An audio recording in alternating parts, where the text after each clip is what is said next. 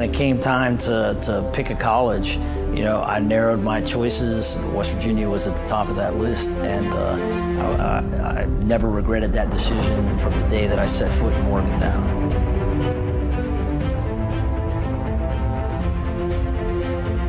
It's always good to go back home. No matter where any of us are from, I think there's always a connection to home. There's always a special place in our hearts for our home state and our hometown.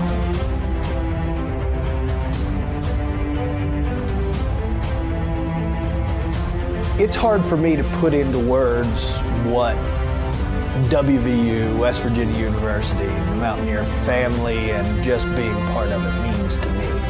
There is no other alumni like West Virginia. So all the places I've been, Kentucky, Georgia, Washington State, Kansas, if you're wearing the flying WV anywhere, somebody always stops and asks you where you're from.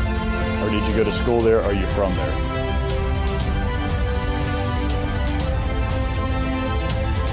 I'm very proud of where I'm from. It's not just WVU, it's West Virginia State as a whole. I chose to come to WVU because, that was the university of my state. That's where I wanted, that's where I needed to be, that's where I wanted to go. And I learned so much. My time here at WVU, my upbringing in West Virginia has shaped who I am.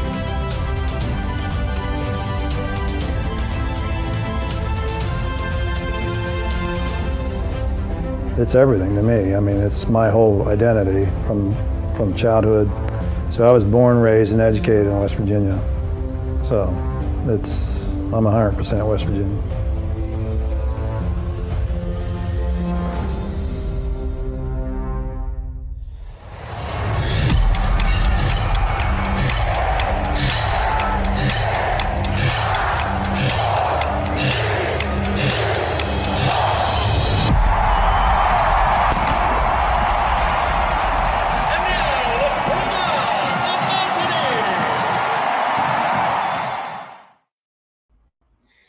Good afternoon, Mountaineers. Happy Homecoming Week. My name is Jeff Coyle. I'm the Director of Volunteer Engagement here at the WVU Alumni Association.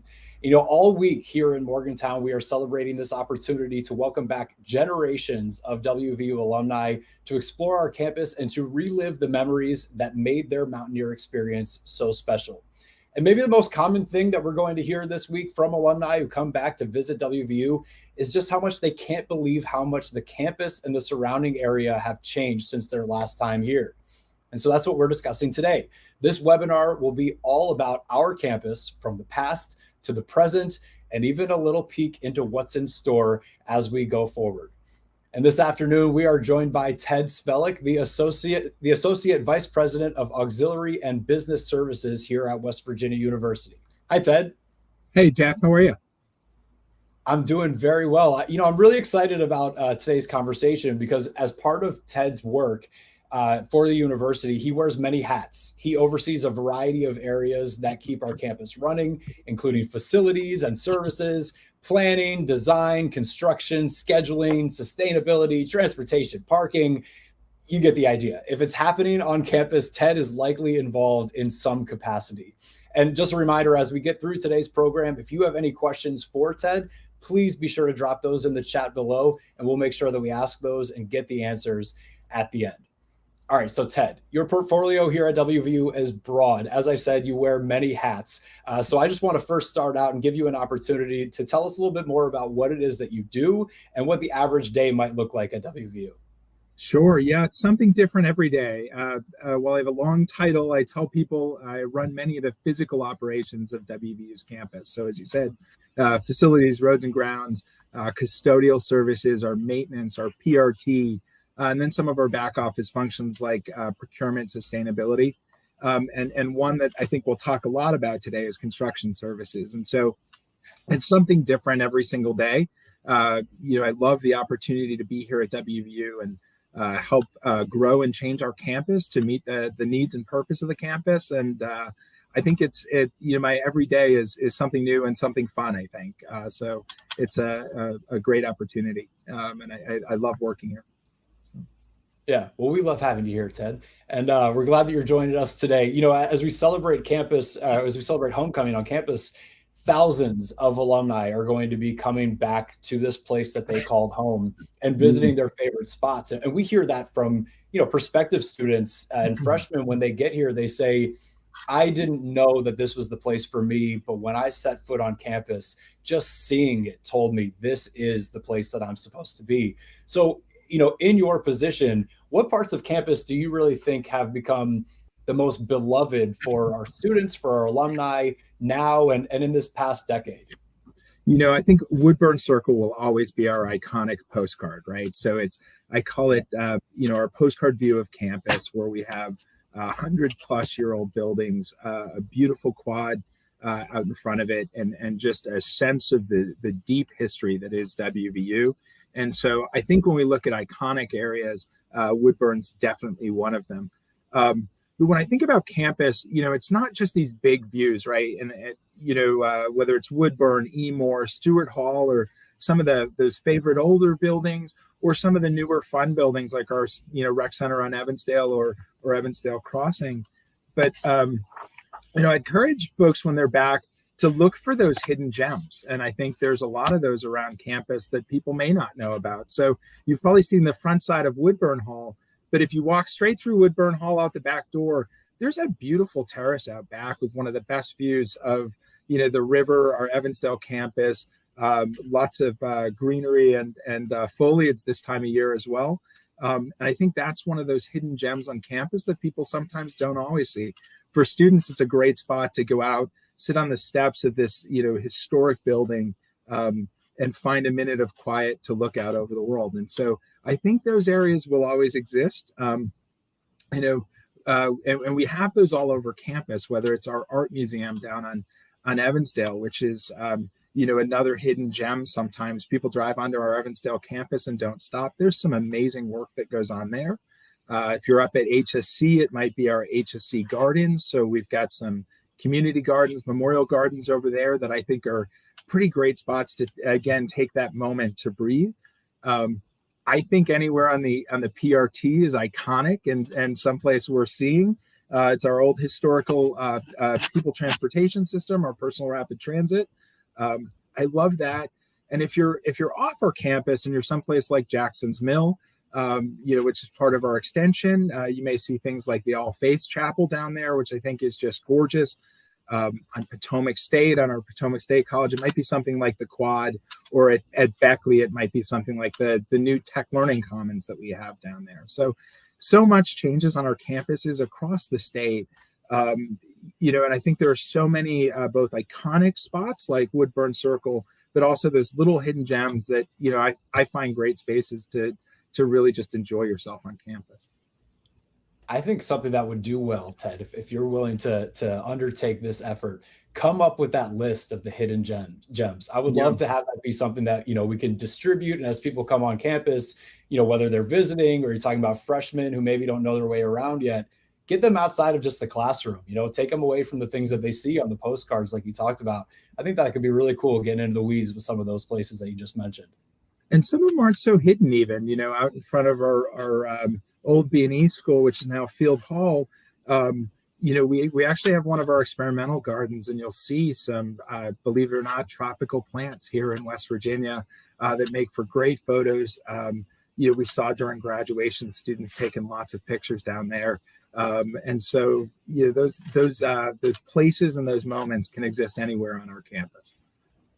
Well, that's the direction I wanted to take you right now. It's not just the facilities as far as the buildings. Just in the past few years, we've seen so much of the campus undergo a facelift with, landscaping, hardscaping. There's been removal of trees, replanting of trees, some new usable spaces with benches and other seating. And of course, like you talked about, whether it's tropic or you're talking about the tulips or mums, always flowers that keep our campus, really bright and vibrant all year long. And that stuff doesn't just happen. I mean, we see the work that's going on every day in those spaces, but what goes into the planning for some of those, whether it's the major changes or maintaining that natural beauty that we see all year long?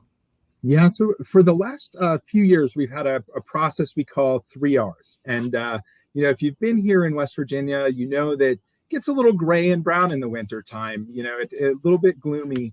And so our first R is rejuvenate, right? And so in the spring, the first thing we look for is for our campus to just reawaken. And you hope it's like that Wizard of Oz experience where you go from black and white to color suddenly.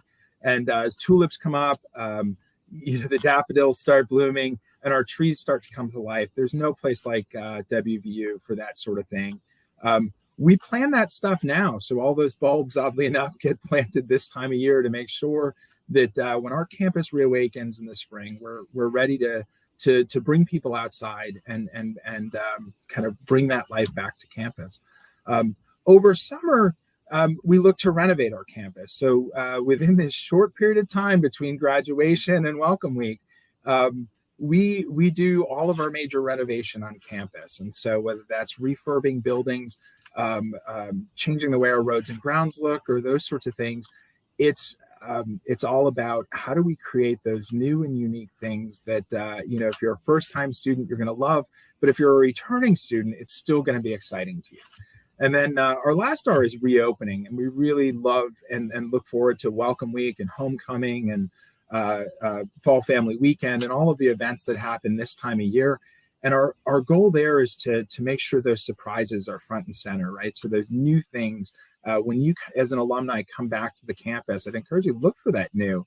There's always going to be the history of the Woodburn halls, but there's so many new and exciting things, refurbishments, changes in our roads and grounds, changes to the PRT that we love for you to see. And there are those things that make coming back, I think, fun as well. So it's a little bit about the process, at least, Jeff.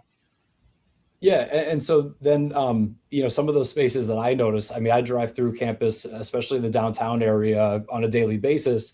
The removal of the shrubs in, outside of Emor, around the mountain layer next to Stewart, it's opened up an area that I think maybe in the past people wouldn't have thought of as a place to stop. Now you see the benches, you see some of those Adirondack chairs. And I know that a similar effort was undertaken right around the rec center over on the Evansdale area of campus. What's the thought that goes into that to make this, really an area where you don't have to be in a building to be enjoying and relaxing your time during your time on campus? You can, throw up a hammock or sit in one of those Adirondacks or hang out with a friend on the bench. Yeah, we'd love for that activity. And when we think about our spaces on campus, we think about their purpose. And so when we think about someplace like Woodburn Circle, right, that's a spot for formal activities, for academic activities, sometimes for demonstrations or otherwise.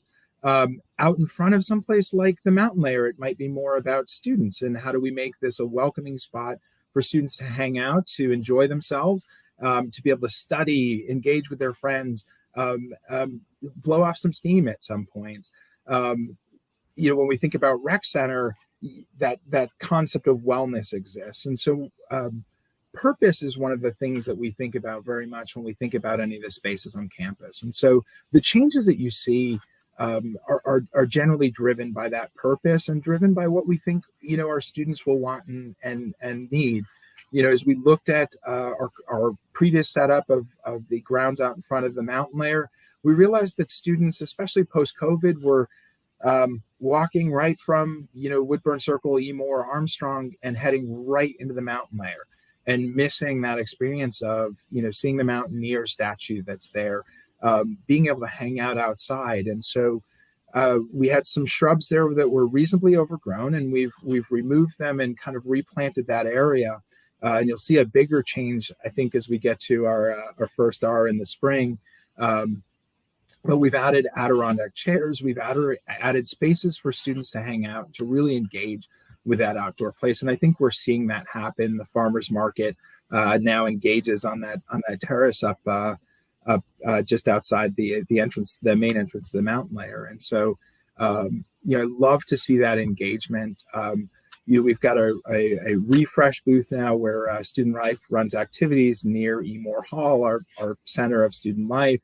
And, The Emore grounds have been opened up a bit again, removing some overgrown and broken up shrubs that were there, but allowing a grassy area where kids can just set out a chair, play some frisbee, have a picnic. And I think we're seeing more of that engagement with our campus in spaces like that.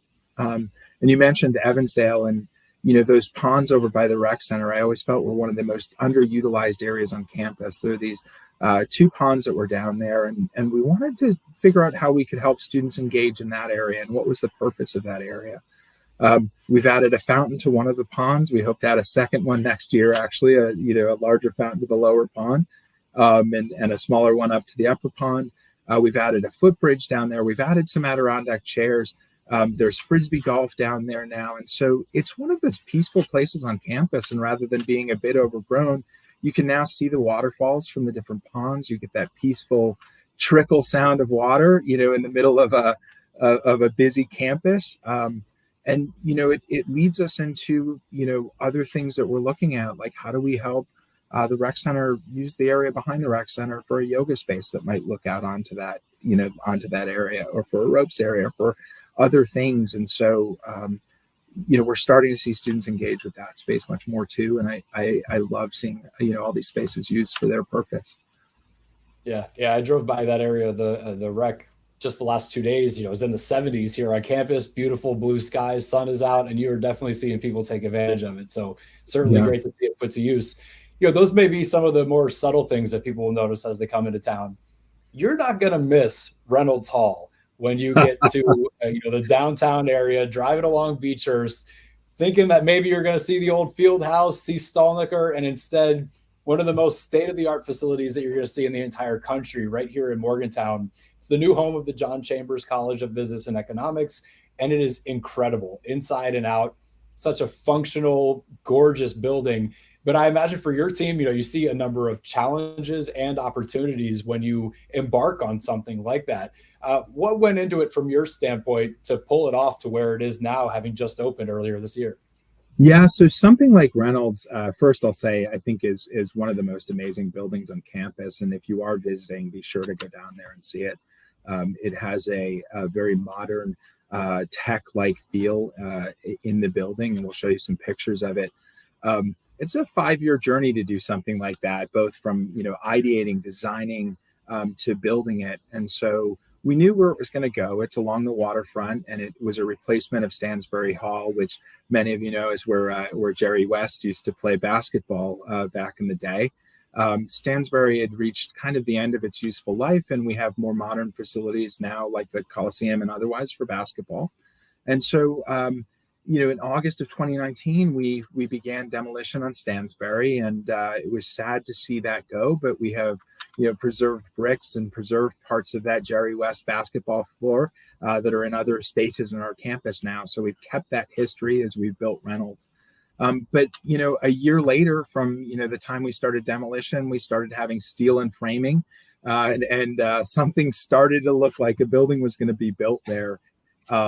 And then by summer of 2022, this past summer, we were able to open that, as you said, as our new home to the John Chambers College of Business and Economics. And as you'll see from the outside of it, as we flip through some of the pictures here, it's got a brick feel similar to the rest of campus. So it both blends into campus, but adds kind of a new modern feel. You'll see on the outside of it the amount of glass that's there. And one thing you won't miss in that building is light and the amazing views. So as we go through, to the right of these pictures, you'll see the Mon River, and you get a beautiful view of the river on one side. And then on the other side of the building, you look up towards the backside of Woodburn Hall, which I think are two of the best views on campus. So if you're a person that likes views, this is a place to go. Inside the building, we've got these really purposeful spaces as well. So as you walk through those glass doors that you saw in the last picture, one of the things you'll see immediately is in the entryway this large social staircase. And here, this space can be used for large team meetings, can be used just to hang out and study and open up your laptop. It can be a place to hang out and talk to your friends. And so that staircase serves that purpose. And if you look way up into the left hand of that corner, you'll see a ticker tape, Wall Street type ticker tape, leaderboard that shows you latest stock quotes and otherwise. And it's a reminder that this space is our business school, and we have a trading desk right in there. When you look at the top right-hand corner of the picture you're seeing, you'll see some of the hallways there. They're not just pass-through spaces. They're spaces for you to engage with, to grab a seat on comfy furniture, to work with your friends at a table. And you'll see these study areas like the one you'll see behind the blue wall there, where you can just drop in and use that for a quick study group or otherwise. And then down in the bottom right, you'll see a more modern classroom in Reynolds, and you'll see the projectors there, the TVs there. But what you'll also notice is our chairs and tables are on wheels. So this, we can configure this classroom to meet just about any instructional need that happens. And so it's a really transformable space, which I think is one of the neat parts about it. And the last thing I'll point out here is, those glass windows that you're seeing, those all look out to the river. We didn't build our offices, our faculty offices on the riverside. We left our best views for our customers, for our students who come here every day. We want to make sure all of our students, faculty, and staff, no matter who you were, could enjoy those best views of this building. And so when we talk about that purpose, I think that speaks a lot about the goals for the business, for this building and for the business college that we built it for and with. What you'll also see as we flip through some of the slides here, if we've got more slides, oops, and then we're on to Hodges, sorry. So, I think no worries. So we've got, these spaces are unique to Reynolds, and so we have certain things there now that we've built out in that building, like the social staircase we talked about. There is a student rec center down in the basement of it, so you no longer have to go to Evansdale if you want to work out and you're downtown, or if you're just taking a class and want to go down for a quick workout. That all exists down in the lower center of that building. To the left of that staircase is an Einstein's Bagel. And it has this big grand lobby where, we see students engaging and working together and hanging out and studying and otherwise. So I think it's this unique building on campus. It's really well designed by our construction team in partnership with the college. And I'm thrilled to see it open, and hope folks will visit it. So. Yeah, absolutely. Sorry for the long answer, Jeff. I get excited about this one. I mean, this building deserves it, right? And to see you start out by talking about everything that it offers to our students who may be business majors, minors, taking those courses as part of their, general education. But then to note that there's also a place for somebody who's just looking for breakfast. There's a place for somebody who's trying to get a workout. And for me, as a resident of this community, I use the rail trail that goes right behind it. And to look up at it throughout its construction has just been incredible to see from that side. And what you said is absolutely right. The thing that stands out is how much natural light must be in there, because the windows just face right out there to the river. I do want to ask you more about the riverfront, but before we get there, because we saw a little bit of a sneak peek of this, as Reynolds was getting all of the attention across the street, Hodges was undergoing a major uplift or facelift as well. Give me an idea of what happened with Hodges Hall, that it actually opened last year. But again, even though it's using the same shell, essentially, entirely new bones being put into that building. Yeah, so sorry to tease that a little bit early. I get excited to talk about Hodges as well. Here's a picture of kind of the old view of Hodges. You'll note the windows on it, the brickwork in front, how the landscaping is in this picture. And you'll see some external air conditioning and other units in this building, or on the face of the building. But as we look at what we've transformed that to, I think we have a much more interesting outside of the building. Much more glass, brings a lot more light to the building. We've re-landscaped it. As you can see down in the bottom right-hand corner, we now have an entrance to the building as well that leads into a testing center that's down on that first floor. So major facelift on the outside that I think makes it a lot cleaner. It faces Reynolds Hall. You can almost see, I think you can see Reynolds there in the windows. And you know, kind of that matching brickwork type features. Inside that building, we kept a lot of the main structural components of the building, but really cleaned it up. You'll be able to see on the left-hand side of these pictures, you know, what it looked like previously. Slightly darker hallways, different flooring, you know, a ceiling that needed some love. On the right-hand side, you'll see what Hodges looks like today. And you know, I think many of the students that come to WVU at some point or another have a class in Hodges. You know, I think you'd all agree this new look, you know, with more light, you know, a better color scheme, more places for students to sit and hang out and to engage while they're there, I think is a huge change to that building, and just a big refurb. On the walls, you'll see, you know, we've got inspirational quotes. So, you know, if you're throwing a Hail Mary before a test, it's a good moment to be inspired and to go in with confidence. And so, you know, our spaces inside there are similarly flexible to those in Reynolds. So you'll see different classroom looks and a social area here on the left-hand side. The different classroom looks show how, you know, our different classrooms can be moved. You'll see the technology throughout them. So our days of blackboards, you know, on campus, for those of you that like chalk, sadly, they're waning.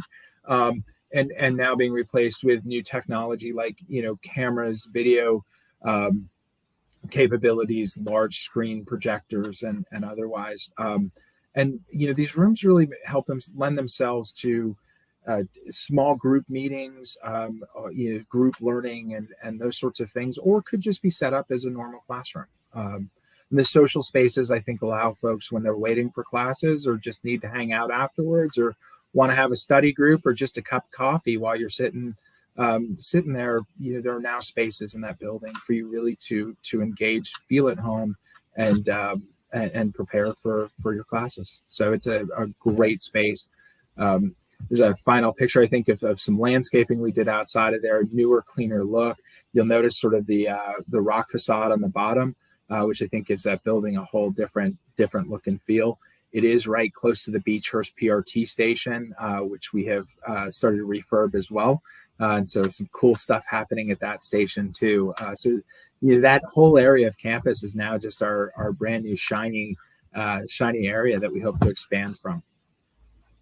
So we're here with Ted Svehlik. He's the Associate Vice President of Auxiliary and Business Services with West Virginia University. Ted is answering questions today with us about the past, present, and future of our campus, and, you know, where things are going from here, as well as some of our more beloved traditions and some facelifts that we're getting across campus. You know, Ted, it's probably not the case for every campus across the country that if you mention transportation along with facilities, there's really a reason for it. But so many times today throughout the conversation, you've brought up the PRT. This is, you know, a landmark, really, more so than something like a bus would be when we're talking about transportation. What makes it so special, and what work goes into improving upon it each and every year? Yeah, so if you've been to WVU, then you know the PRT well. It's been here since 1975. These days, it gets about 15,000 passengers or riders a day to their destinations. We've done a lot of work on the PRT, and it's why I mention it quite a bit. We've updated the control system on it to make it much more safe and reliable. We've been doing a lot of track maintenance, and now we're focused on refurbing some of the stations as well. The PRT, for those of you that may have been here when the rumors were that it broke down quite a bit, now runs at 99.9+% reliability. And so we don't go down very often. On a weekend where we have no students riding, it runs at 100% reliability. Sometimes we'll have folks hold doors or do things like that. But for the most part, that system is actually very reliable these days. I should have said 99%. Sorry, not 99.9, but 99% reliability. We've been working and focused on our stations now, and so when you go to some place like Reynolds, you'll see there's the footbridge across, which has been refurbed from the old footbridge that was there, or actually replaced from the old footbridge that was there, and now it leads right into the Beechhurst station, which there's now a sitting area there. So again, one of those hidden gems on campus. Great spot just to have a coffee in the morning. Just with a PRT rolling above you, but there's a nice picnic space there and some tables down there for folks to be able to sit. We're renovating the elevator there. The platform's been cleaned up, and we'll be doing a lot more refurbishment in that space, over this next summer. So lots of exciting things there, but it is one of those iconic systems on our campus. It's one that we love. It's coming up on one of its big anniversaries, and so we're looking forward to celebrating that system more as we go. And visioning for what that system will be in the future is also something that we've started engaging in.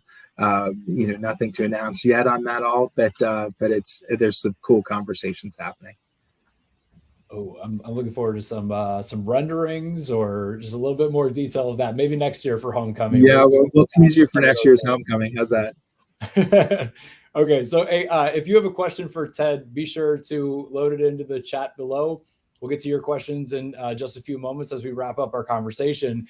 But Ted, our campus isn't just the Morgantown campus. The university system stretches throughout the state. You mentioned very early on, as we were talking about some of those, beloved aspects of campus in Morgantown, you started talking about Potomac State and WVU Tech. So how about the campuses in Kaiser and Beckley? What sort of work has gone into, keeping those campuses feeling like home to their specific regions? Yeah, so Beckley has a newer campus feel. As many of you know, Tech moved from Montgomery up to Beckley. They've got kind of a beautiful brand new home. There's been new spaces that they've added recently that I think are pretty neat and unique for that campus. One is a new Tech and Learning Commons, which opened in spring of 2019. It's kind of new finishes and furnitures to the Learning Commons that was there. And it's a building or a space that has study rooms, quiet rooms, computers that students can sit down at, computer stations. And it houses our bookstore, our library, our student success center, and our study den there down at Tech. And so Rob Moyer, who's our facilities manager down there, and team have done a great job working with others around Tech to make that a space that students really want to engage in. There's also the Barrett Kelly Athletic Hall of Fame down there. So we've had quite a bit of success for our Golden Bears down at WVU Tech. And so there's a trophy room down there, players kind of wall of fame, social space where people can engage with, Golden Bear memorabilia and other things. And so it's kind of a neat space down there as well towards the end of their campus as you're driving through. And so certainly encourage folks to go engage there. And then on our Potomac State campus, I always think Potomac State has one of the best quads on our campus. I love going down there. They have created new spaces around nursing. They've their nursing program, and so they're working through that. They're also looking at their residence halls and updating those as well, which is pretty neat.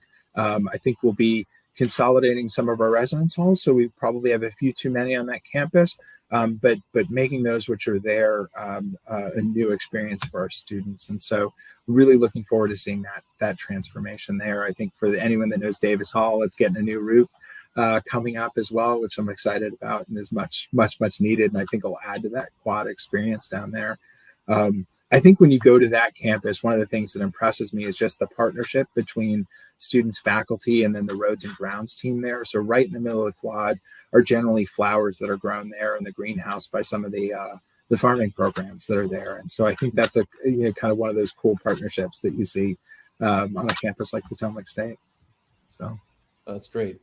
Hey, back here in Morgantown, I mentioned this a little bit earlier, and I'd love to just hear a little bit more about what's in the works or, the thought of what I see as an area that is so full of untapped potential so far, and that's the waterfront area, just right there along the Mon River. I mentioned going through the rail trail and seeing Reynolds Hall right there. It really does just completely change the vibe back there along the rail trail. And I'm sure that this is something that's not just for the university, but for the community, the city itself. What's the thought? What's the progress on transforming that into, a more usable, a more attractive space for people here in Morgantown, whether you're talking about local residents or the university community, to make it more useful, something where you really want to go and spend a lot of your time throughout the day? Yeah, so I think the rail trail along there and that corridor along Beechhurst along the river is could be one of the most beautiful areas of town. I think Reynolds is a great anchor for that. So on one side we've got the Arboretum, the Seneca Center. There are some good spots in place. We've got Reynolds. Further down the river there, we're actually working in what was the old Cardello building to transform that space right near the Westover Bridge to a space for Ascend West Virginia. And part of the purpose of Ascend West Virginia is to create flexible workspaces for folks here in West Virginia that really want to engage not just in work, but in all of the outdoor things that exist here. And so that space will be a unique, I call it a WeWork-like space where folks can drop into work if you need a conference room or you just need a desk or a spot to have a Zoom.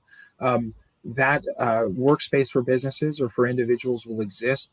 And then hopefully right afterwards, you can take a kayak out on the Mon, you can hit the rail trail with your bike. And it's this really, I think, unique experience here in West Virginia to be able to kind of work hard, play hard outside, and enjoy all of the wild and wonderful we have. We have a similar facility, by the way, that's opening in November in Lewisburg, which will be a kind of neat addition to that community, I think, as well. But as we move down the rail trail, we think of One Waterfront as our previously kind of an administrative area for us. A lot of functions, including some from my team, like procurement, sustainability. My planning team is down there. But with the change of kind of remote work and hybrid work, we've been able to transform, and we've started transforming One Waterfront to be a more flexible hybrid workspace where people can drop into a hoteled office or a hoteled workspace where they can share offices, drop in as they need to, so that they can work from home or be on campus as fits their need.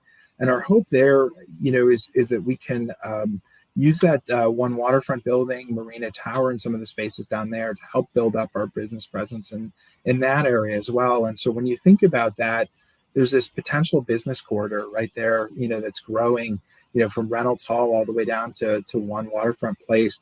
The city has done a great job partnering on this and planning through this. There's the new amphitheater that's right next to the Westover Bridge. Don McLean recently did a concert there, so you can go hear American Pie here in Morgantown. And that rail trail is really just, I think, going to be something special where communities like Morgantown have been transforming their riverfronts from what was formerly like these industrial areas to really someplace that's vibrant and driving both business and recreation. And I think you'll see that transformation here too. I love walking and riding that trail. Yeah. That's something that really appeals to me as somebody who utilizes the trail a lot, is knowing that there could be more places to stop along the way and really spend, a good deal of time on a weekend or a weeknight. So we're about to start getting into some of the questions that have been submitted along the way, but right before that, and I don't know, we're running out of time, and yet I'm about to ask you the most open-ended question of the thing. Sure. Aside from the work that we just talked about on the river, what else is in the works? What can people be excited about that you and your team are working on for the future? Yeah, so the great part about WVU being similar to a small city is that we are constantly in motion and transformation. So we talked about kind of that remote workspace transformation at One Waterfront. We've done some transformation at HSC. So if you haven't been up towards the HSC building and gone into the pylons area over there, there's a new museum in there where you can go see old medical technologies and some really new, neat technologies there that are up and coming within the medical community. And so I think that's kind of a great new add for this year. Clay Theater's getting new lighting. Arnold Hall is reaching the end of its useful life, and so Arnold at some point, may be retired from our portfolio. Chitwood. So we were looking at Woodburn Circle. As you're facing Woodburn, Chitwood just to the right of it is about to undergo a renovation, and so there we've got in the summer of 2023 we'll open up a renovated building there where we're refurbing the elevators. You'll see the windows be updated, and that'll be the new home to our history department. Nearby there is as what was the old, as we've opened Reynolds, there's the old B&E building, which will be nicknamed Field Hall, and so or named Field Hall. As some of you that have been around here longer than I have will recall, there's the former site of the football field became the John Kent Chambers School of Business and Economics before it moved down to Reynolds Hall, and so we're doing a refurb on that building as well. So in the summer of 2024, we'll be opening that as Field Hall. It'll house our political science, sociology, communications studies, anthropology, and other departments for the Everly College, which I'm really excited about. In that building, you'll see, new lighting, new ceilings, new paints, new floors. So it'll have a much more modern look and feel to it. And maybe the last one I'll mention is, if you ever go to one of our football games, you can't help but being a fan of the Pride of West Virginia, our band. And, there's a new band practice facility that we're fundraising for that our College of Creative Arts is helping fundraise for. And that'll go on the old Holly Field, which is just behind kind of Dick DeLess soccer stadium. So they're raising funds for that, but you'll see a full-size field turf, so they're not having to practice in the parking lot outside the Coliseum, and they have a kind of life-size place to practice. Phase 2 of that will involve some equipment storage and otherwise, but excited for the Pride of West Virginia to be looking forward to that new facility. So many on campus. I could keep going, Jeff, but I know we've got questions coming in too. So. Yeah, no, that sounds great. I'm going to miss seeing, as you drive by the Coliseum, seeing, those band practices out there, but they certainly more than deserve that space just to themselves and not to have to be out on the blacktop. Instead could be on the turf. So yeah, let's move over to some of these questions that we've gotten from the audience. And here, we'll go ahead and start with the first question that we got in here, which is, can you talk about any plans for creating a more modern mountain layer? And they mentioned specifically the traffic flow in the area, which I think is sort of infamous here in Morgantown. Yeah, so the area out in front of the layer, people refer to as Grumbines Island. I'd like to give you the long history of that, but I won't. It has been, something. I was in a meeting with the city engineer at some point, and something people have been working at and looking at for over 60 years. My shot at this, or my goal at this, would be to find a slightly different traffic pattern through Morgantown, where we can create much more of a central quad for for our campus there. And so that might involve, taking much more of a hard left turn at where the mass of the West Virginia is on our campus and heading up towards Maiden Lane. But I think that quad, out front would make such a big game-changing difference to us in terms of connecting that campus so that we don't have a road through the middle of it, and so that students don't have to play Frogger and traffic doesn't have to be backed up in the middle of the day. But I think that outdoor space would be transformational. It's something that we've talked to the city about, that we'll work with them on. As I said, people have been trying this for 60 years, so I'm willing to give it my shot as well. And hopefully we can get there. In terms of the layer, we've had lots of recent conversations inside about the purposes of spaces in there. And so the Vandalia room, is a great example of that. Is how do we make that more usable and accessible to folks? As folks know, our radio station has recently moved out of that building, and there's a chance for us to transform some of that first floor space. We'll take a look at the downstairs in the bowling alley to figure out how we can make that more ADA accessible, and make that more usable for our students. And then upstairs, we're looking at a lot of that conference space to figure out how we can make that more student interactive. So we have some rooms up there that may be underutilized, and we're studying that right now, and that may create some more opportunity for student spaces up there, whether that's study space for student clubs or otherwise. We're working through all of that. So I don't know as we'll do a complete refurb of the mountain layer. I think you'll see us do some cleanup of spaces and really make them more purposeful as we go. And so I'm looking forward to that part of that experience as well. So we're working through that now. So more to come. Yeah, sounds good. All right, getting to another question from the audience. I like this one. I think it's fun. So if money was not an issue, what would be the first campus project that you would want to do, or your dream campus project? Ooh. That's a tough one. There are so many great ideas. I mean, when I think through some of the things, we're creating our 10-year plan now. And so when I think through so many of those things, whether that would be, a bigger refurb of someplace like the mountain layer, or creating that quad out front, or, we've looked at continuing to build out parts of the CAC, or transforming some of our engineering buildings as well. So, my heart's always going to be with the PRT and modernizing that system and making it something new and exciting. That system was so cutting edge for its day and still is in some ways. I'd love to see it be something new and great again. And so I tell people there's no shortage of challenges on the campus. So we have constantly keeping up 500 buildings across our campuses and acres of land. Certainly opportunities abound on campus. But my heart's either with the PRT or finally finding a way to make that quad happen in the middle of our campus. I think those both would be great. Just as a sort of follow-up to that, because you mentioned the word challenges in that, and I would think just the sort of topography of campus makes a lot of these ideas that someone may have difficult from a logistical standpoint, how to make things work and function around a very hilly, mountainous region. It's part of why the PRT exists in general, to get people around a campus that's not the easiest to just walk from end to end.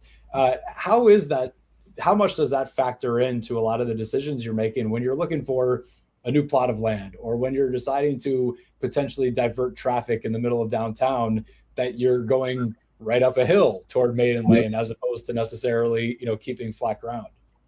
Yeah, our topography here makes our campus unique, right? And sort of this fact that we have 3 campuses, within Morgantown is a bit unique as well. And so, certainly plays in.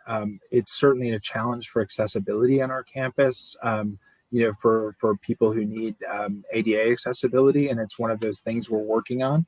But it's also, when I think about those things we're looking to do, it's how do we connect those campuses in different and unique ways. And so most people are surprised to know that we're considered a bike-friendly campus, but we're growing that designation, and there are bike trails that are growing up all around Morgantown, partially driven by WVU. So we've got some of the best trail designers in the country really working here, and they'll end up transforming a number of spaces where you get out of class, you can hop on a bike or go for a jog, through trails really all over Morgantown. I've heard that one of the goals is that there will be a bike trail within 1 mile of just about any residence in the city of Morgantown. And so that, I think, will be part of our transportation. And when we think about, the PRT is a mass people mover, but there's all these micro transportations like biking, walking, potentially something like scooters. that could be used around campus to get people where they go. And I think topography is one of the challenges of that. Is you really got to have some muscles to get a bike around Morgantown. Maybe one of the projects I'll mention in that's a challenge for us is how do we connect our downtown campus with our Evansdale campus? And the only way to do that's up a big hill. We recently got a grant from the DOH to explore what we call our Campus Connector project, but a way to try and connect our downtown and Evansdale campuses, kind of up that giant hill in a way that's accessible to people and if it still gets students where they need to go. So much more to come on that one, but I think it's a great example of just how it plays in. Is our campuses are where they are partially because of the topography. The work never stops for you, Ted. Yeah. I want to get back to another question that we got. It's based on one of the photos that we threw up earlier inside Hodges Hall. How were the quotes on the walls in Hodges Hall selected? Are you aware of the answer to that one? Yeah, so they were in partnership with our colleges there. So that's an Eberly College building, I believe. And so there was a selection process with the college. They helped us, and our faculty members helped us develop quotes, and then it went through a university planning process. So there's for most of the major renovations on campus, we go through a university planning group, and they saw the quotes and were able to provide opinions on them. Some were added, some were deleted, and it's a selection process. We do the same when we name a building, for example. It goes through a similar process. Very good. And so you won't see my name under a quote there. Yeah. Not yet. I mean, someday we're going to be going into like Svehlik Hall or something. There like it that. is. I hope it's just a matter of time. You're putting in. Trust me. Eventually, you'll rise to that level, Ted. I have confidence. Last question that we'll get to from the audience. What is one thing about your job that you think that maybe people might not expect?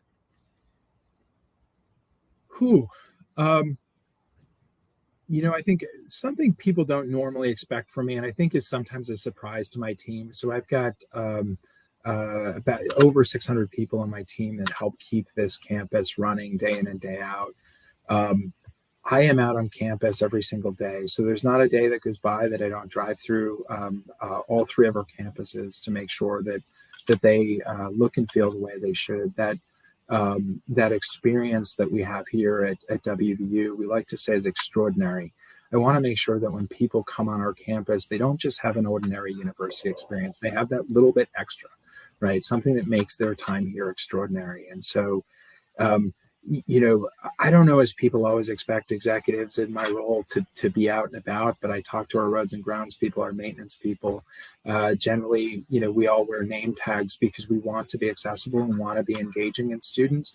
And I think it's one of the things that makes our facilities and broader teams so unique, is that we've really got to focus on our students and want to make sure that we're doing what we can to make their experience here the best we possibly can. And so we ask our team to be extraordinary every day. And I think you see that in the work, in our buildings and on our roads and grounds and even in our procurement and sustainability teams. So we see people being extraordinary every day here. And I love getting out and about to see their work.